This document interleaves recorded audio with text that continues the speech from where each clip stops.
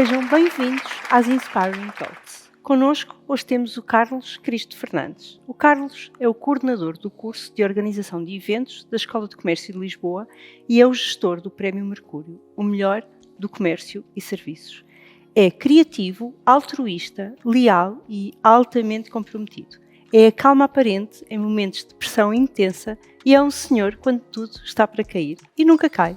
É uma ótima companhia para viajar e tem sempre conversas inspiradoras. Bem-vindo, Carlos. É um prazer enorme ter-te aqui na nossa casa. O prazer é meu. É com esta introdução quase que me sinto efetivamente um senhor, no verdadeiro sentido da palavra, mas sim. Claro que és, claro que és.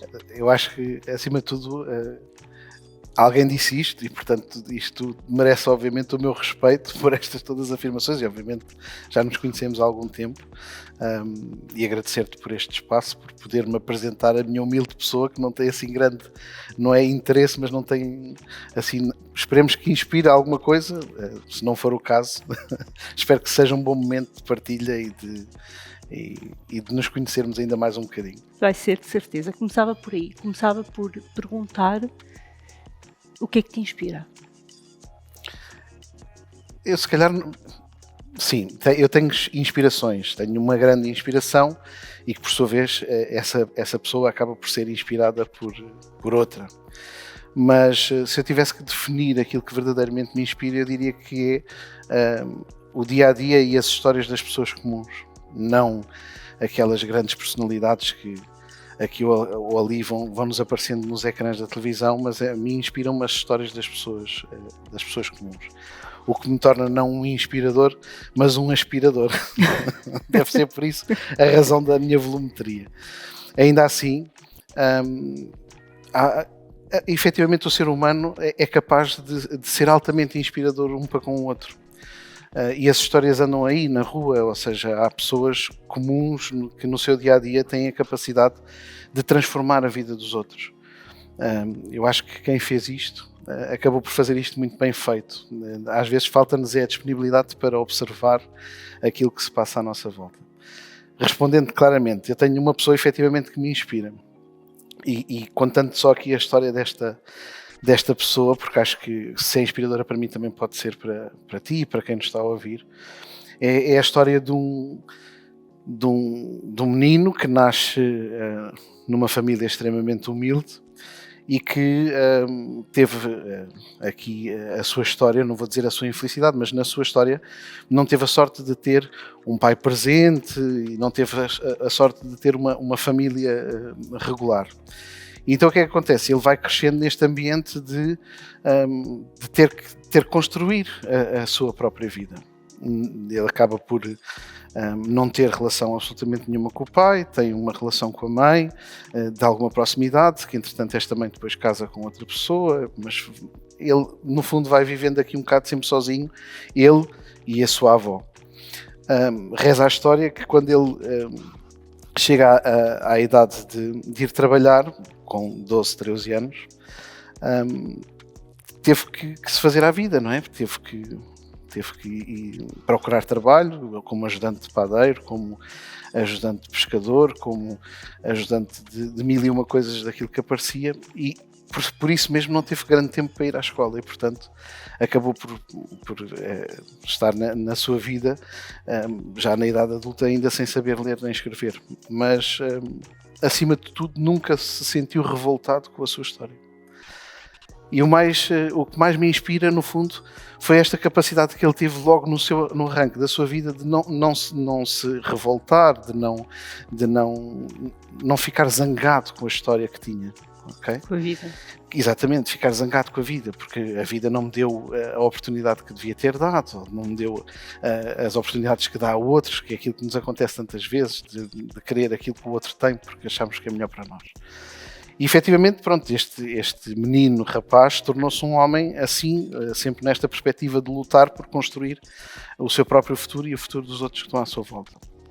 Mais tarde acaba por ir trabalhar para uma empresa multinacional, de seu nome acho que posso fazer a publicidade, a Simpor, que é uma empresa de cimentos altamente conhecida em Portugal, e constrói uma carreira dentro dessa empresa de 50 anos, volto a referir, sem saber ler nem escrever, começando a acartar sacos de cimento e acabando a sua vida como responsável de secção de reprografia dos projetos de arquitetura. Reforma-se e portanto, esta vida acaba por ser uma vida comum, mas altamente inspiradora para quem toma contacto com ela, portanto, porque aquilo que lhe podia ter acontecido, volto a dizer, é ele revoltar-se com a sua vida e ficar zangado e não sair daí e não lutar por agarrar esta vida. E efetivamente estas pequenas histórias, e há tantas outras, podia dizer outras tantas histórias, podia falar da história de uma empresa que durante a pandemia, com tantas dificuldades, decidiu não ficar sentada à espera de oportunidades e que constrói toda uma nova unidade de negócio. Obviamente que estou a falar da Main Vision e, portanto, isso também é inspirador para mim, como tantas outras realidades que são simples. Ou seja, muitas vezes o ser humano tem a necessidade de ir procurar grandes best-sellers de leitura para se inspirar. Não é o facto, ou seja, o ser humano comum tem esta capacidade de se inspirar e de inspirar uns aos outros. Não te vou dizer quem é este senhor para já, mas prometo que no final da conversa, antes de acabarmos, eu digo quem é que era esta pessoa, efetivamente. Mas pronto, mas aquilo que me fascina efetivamente são as pessoas e as suas histórias. E sentindo-me inspirado por elas e com elas, acabo por também ter esta obrigação de poder também servir de inspiração a quem me rodeia, não do ponto de vista de bandeira, em que vou ser aqui uma personalidade extremamente inspiradora, mas no sentido de obrigação de também eu não me revoltar com a vida, com as dificuldades que a vida apresenta, ou com os desafios que a vida apresenta, mas pensar de que forma é que eu posso viver e ser feliz e fazer os outros felizes. No fundo é isso que me vai inspirando e que me vai dando alento para a cada dia fazer diferente e melhor. Agarrando nessas tuas palavras e fazendo aqui a passagem para os teus alunos, o que é que tu gostavas de lhes deixar de herança? Respondendo muito claramente, eu não lhes gostava de deixar nada. Absolutamente nada. Eu acho que já esperavas essa resposta da minha parte, mas eu quando dou as minhas aulas, e mais do que dar as minhas aulas, quando falo com os meus alunos, porque eu gosto muito mais de entender a coisa dessa forma, eu gosto de colocar um enfoque noutra perspectiva. Uma amiga minha dizia há uns anos atrás, ela já faleceu, mas eu guardo esta expressão que ela tinha, que existem dois tipos de ser humanos, os terídeos e os xerídeos. Há aqueles que se preocupam com o ter e há aqueles que se preocupam com o ser. Se eu deixasse uma herança aos meus alunos, eu gostava que esta herança fosse estarem centrados no ser, no que é que eles são.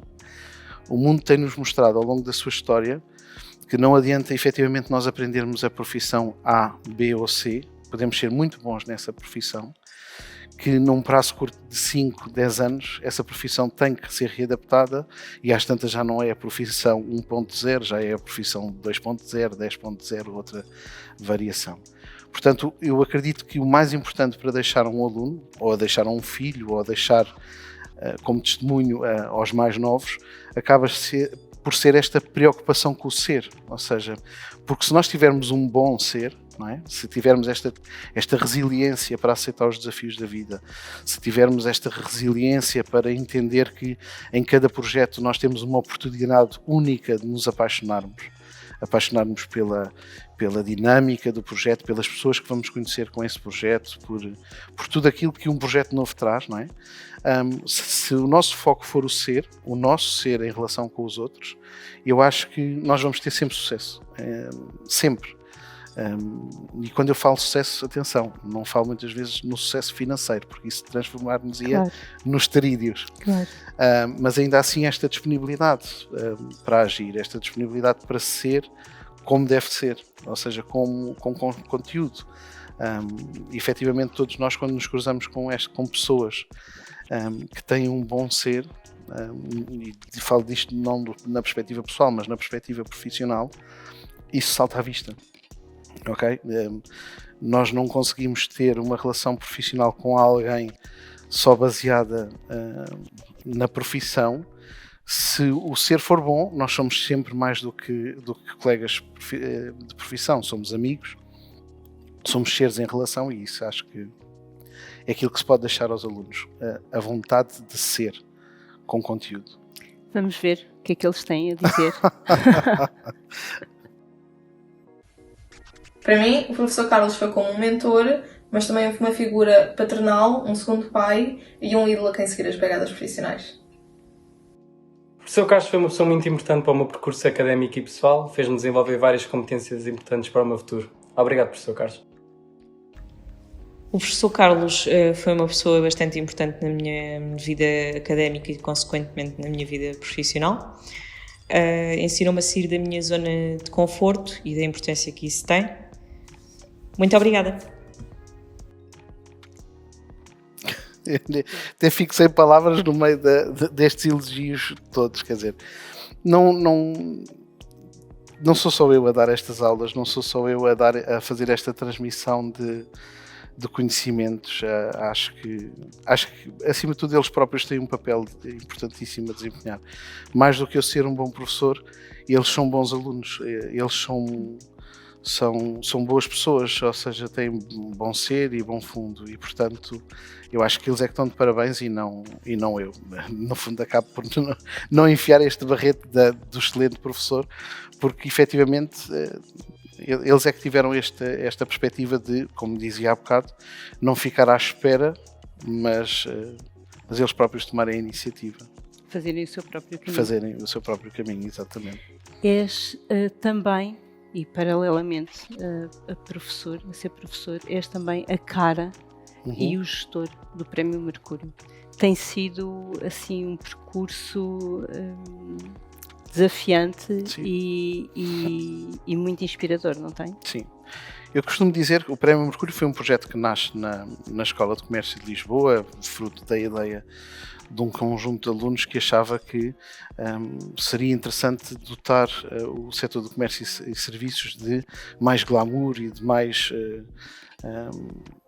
não é que se fosse mais profissionalismo, mas que se dignificasse as profissões e as empresas dentro do setor de comércio e serviços. E, efetivamente, quando me convidaram para gerir o projeto do Prémio Mercúrio, no fundo o que eu tinha era um conjunto de objetivos estratégicos e uma carta em branco para, daí para a frente, começar a construir. Eu não posso dizer que seja a cara propriamente, existem muitas caras do Prémio Mercúrio e muitas delas até mais importantes do que eu, mas aquilo que eu gostava de dizer é que o Prémio Mercúrio é como ler um livro de uma grande, de um conjunto de grandes personalidades, ou seja, aquele sentimento que tu tens quando pegas num livro de Winston Churchill ou da Michelle Obama ou de outros em que relata toda a sua perspectiva. Eu tenho a sorte de ter um Prémio Mercúrio, não tenho que ler esses livros, basta-me só ouvir e absorver aquilo que as várias personalidades do Prémio Mercúrio vão nos dizendo e vão nos contando. Existem pessoas fascinantes neste nosso país, Márcia. Eu acho que muitas vezes algumas fazemos-lhe mais jus, como é o caso do Comendador Rui Nabeiro, que brevemente teve aqui algum impacto e que já lhe fizemos várias referências, mas existem efetivamente várias pessoas inspiradoras com magia dentro, ou seja, com conteúdo dentro, com ser dentro. E portanto, o meu trabalho no Prémio Mercúrio não é só a questão da planificação do evento propriamente dito, mas é também estar no campo, entrevistar estas pessoas, conhecer estas pessoas, mais do que entrevistar, é conhecer estas pessoas, conhecer qual foi o ponto de partida para depois terem o sucesso que têm hoje. E aquilo que me acaba por fascinar mais é que todos eles têm uma coisa em comum, que é a vontade de fazer acontecer. Todos eles têm esta vontade enorme de fazer acontecer qualquer coisa. Todos eles sabem onde é que querem chegar. Dizia o Dr. Ronaldo Brodheim, que é alguém por o qual eu tenho um grande apreço, que o vento só sopra a favor das embarcações que sabem onde querem chegar. E todos eles têm isso. Todos eles sabiam no início onde é que queriam chegar daqui a uns anos. E obviamente é fascinante ver isso. Depois temos o Comendador Rui Nabeiro, que diz que fazer de cada cliente um amigo. E efetivamente tu vês que isso não é uma citação teórica, desprovida de interesse. Temos o caso um Dr. Roquete da Herdade do Esperão, que diz que o sucesso de uma empresa deve-se à conjugação de duas variáveis: aos objetivos da empresa e aos objetivos de vida do colaborador, que quando eles são o mesmo, a empresa consegue então atingir o seu sucesso. E tu vês nas pessoas, há uma imagem que eu guardo com muito carinho, que é ver o Comendador Rui Nabeira entrar dentro da fábrica Delta e a cumprimentar pessoa a pessoa pelo nome e a saber exatamente quem é que é o esposo ou a esposa daquela pessoa, a perguntar pela família, pelo filho e a saber o nome do filho. Quer dizer, não é uma liderança pop-up ou mascarada por uma técnica de marketing, não, é profundo. É um amor profundo que estas pessoas dedicam às suas empresas. E eu tive a oportunidade de conhecer isso no Prémio Mercúrio, foi-me dado de bandeja. Não é algo que seja pagável do ponto de vista de ordenado, porque efetivamente é maravilhoso, ou seja, conhecer estas pessoas reais do dia-a-dia da nossa economia, do nosso comércio e serviços, é verdadeiramente fascinante.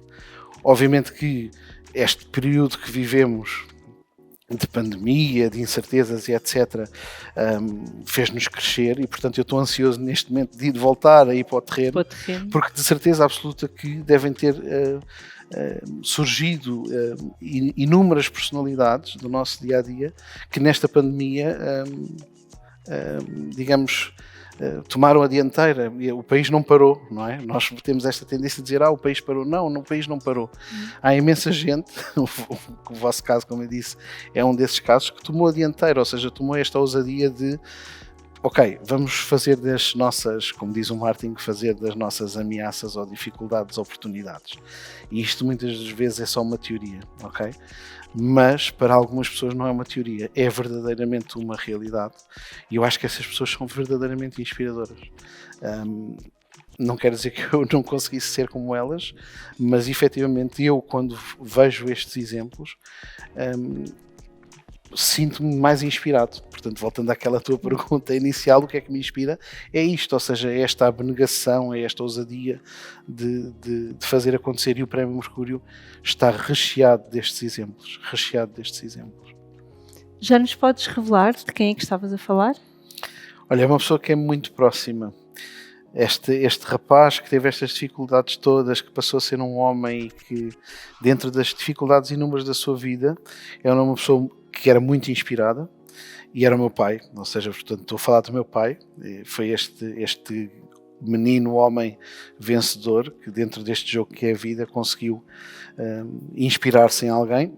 Obviamente ele inspirou-se em Jesus Cristo, porque esse é o grande mote dele, e é a pessoa em que o inspira todos os dias. Muito obrigada, Carlos, pelas tuas partilhas. E obrigada a si que nos acompanha nestas conversas inspiradoras.